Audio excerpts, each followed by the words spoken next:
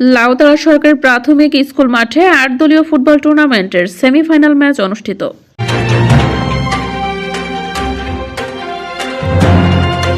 আসসালামু আলাইকুম দর্শক, সকলকে আমন্ত্রণ জানাচ্ছি বিবিএন নিউজের খেলাধুলার সংবাদে। স্টাফ রিপোর্টার মিল্টনের পাঠানো ভিডিও চিত্রে দেখুন বিস্তারিত।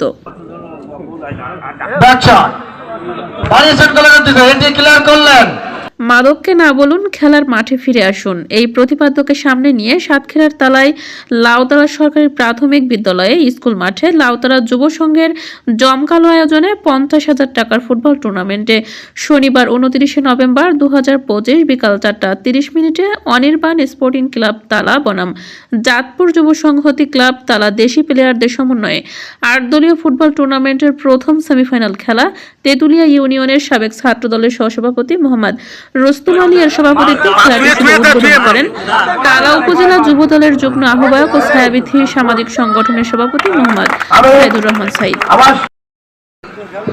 আজকের এই খেলার যারা আয়োজন করেছেন তেতুলিয়া ইউনিয়নের লাউতলার, বিশেষ করে আমার ছোট ভাই রুস্তম, হলিয়া রহমান, যুগ্ম আহ্বায়ক তকি এবং রিপন তালা থানা জাতীয়তাবাদী ছাত্র দলের সম্মানিত যুগ্ম আহ্বায়ক রিপন সহ যারা উপস্থিত হয়েছেন আমার সাথে সকলের প্রতি শুভেচ্ছা জানাচ্ছি এবং আপনারা খেলা শুরু করুন।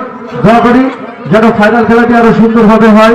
লাউতলা যুব সংঘের মোহাম্মদ জাহাঙ্গীর আলমের সঞ্চালনায় সম্মানিত বিশেষ অতিথি হিসেবে উপস্থিত ছিলেন তালা উপজেলা ঠিকাদার কল্যাণ সমিতির সভাপতি শেখ আনারুল ইসলাম আনু, বাংলাদেশ জাতীয়তাবাদী ছাত্রদল কেন্দ্রীয় সংসদের যুগ্ম সাধারণ সম্পাদক মারুফুল ইসলাম মারুফ, সাবেক বিএল কলেজ ছাত্রনেতা ও ছায়াবিথী সংগঠনের সাংগঠনিক সম্পাদক মোহাম্মদ হাফিজুর রহমান, তেতুলিয়া ইউনিয়ন যুব দলের সদস্য সচিব অলিউর রহমান, তেতুলিয়া ইউনিয়ন ছাত্র দলের সিনিয়র যুগ্ম আহ্বায়ক রিপন মোড়ল, তালা উপজেলা যুব দলের আহ্বায়ক কমিটির সদস্য সোহানুর রহমান সোহান, সার্জেন্ট আব্দুর রহিম, যুবনেতা তকি, সাবেক তেতুলিয়া 4 নং ওয়ার্ডের মেম্বার আবুল কালাম আজাদ, কাজী রিপন রেজা, সাবেক ছাত্রনেতা সেলিম, রনি, রুবেল, বাইজিদ ইসলাম সহ আরও অনেকেই।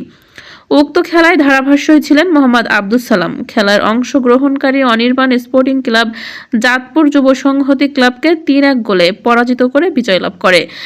এই খেলায় শুধু দূর দূরান্ত থেকে আসা ফুটবল প্রেমী ও লাখো দর্শকের উপচে পড়া ভিড় ছিল।